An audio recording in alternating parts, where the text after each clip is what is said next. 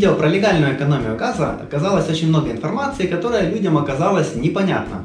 И поэтому я решил снять короткий видеоролик о том, почему этот способ работает, как это все работает. И в общем, погнали! Для тех, кто забыл, видео было о том, что счетчик газовый надо утеплить, также утеплить ввод вашего газопровода, и таким образом, если вы это дело все утепляете, у вас осуществляется экономия газа в вашей квартире. Кстати, друзья, футболка на мне заказана на AliExpress, и ссылочку на нее я оставлю вам в описании. Я вам расскажу основной принцип работы этого метода, я вам расскажу, какую я допустил ошибку в предыдущем ролике, я вам расскажу, в каких случаях этот способ будет работать, в каких случаях этот способ не будет работать. Также я вам расскажу, что такое счетчик с термокорректором, а также как узнать, есть ли термокорректор в вашем газовом счетчике. Основной принцип этого метода в том, что при разных температурах вещество имеет разную плотность.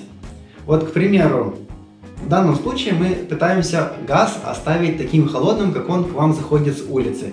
Яркий тому пример – система отопления. Почему систему отопления никто не сливает на зиму и почему оставляют включенные приборы? Потому что если вода в трубах замерзнет, то эти трубы либо радиаторы просто полопаются и система отопления выйдет из строя. Об этом все знают.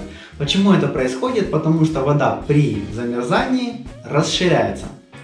Такая же история получается у нас и с газом. Чем ниже температуры, тем больше плотность газа. Соответственно, в одинаковом объеме газа содержится разное количество. На этом принципе работает этот метод. Теперь ошибка. Какую ошибку я допустил в своем предыдущем видеоролике? Я там говорил слово утеплить. Я просто по работе постоянно говорю утеплить, и у меня оно уже просто машинально слетает с языка. На самом же деле речь, конечно же, идет не о утеплении, а о термоизоляции. А отсюда мы с вами переходим к нашему следующему пункту, который я вам объясняю, в каких случаях этот способ будет работать, в каких нет. Значит, у нас есть термоизоляция. Значит, этот способ у нас не будет работать, если вы живете в многоквартирном доме. Например, вы живете на каком-то 7-м этаже, у вас идет общий стояк. Стояк через квартиры, которые находятся ниже, уже успевает прогреться, и поэтому, утепляя вы вашу трубу, не утепляя, разницы никакой нет. Также, если у вас счетчик установлен на улице, если у вас есть уличный счетчик, то он у вас устанавливается с термокорректором. Если счетчик с термокорректором, то разницы опять же не будет никакой, сколько он посчитает газа.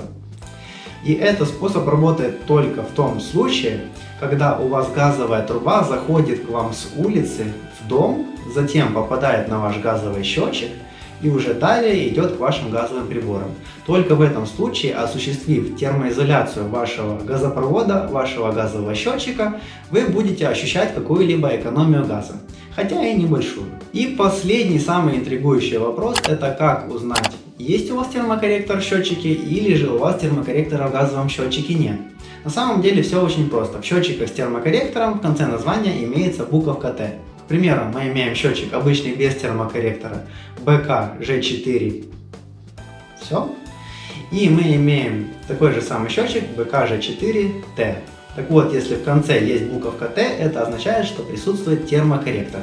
Как он работает и почему он больше считает? Потому что если термокорректор встроен в ваш газовый счетчик, он учитывает температуру окружающей среды.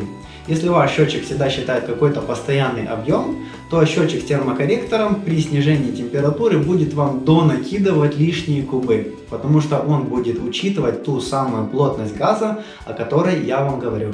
Поэтому такие счетчики ставить невыгодно. Так что, если видеоролик вам понравился, ставьте лайки, подписывайтесь на мой канал, и я буду для вас снимать что-нибудь полезное и интересное. Всем пока, друзья!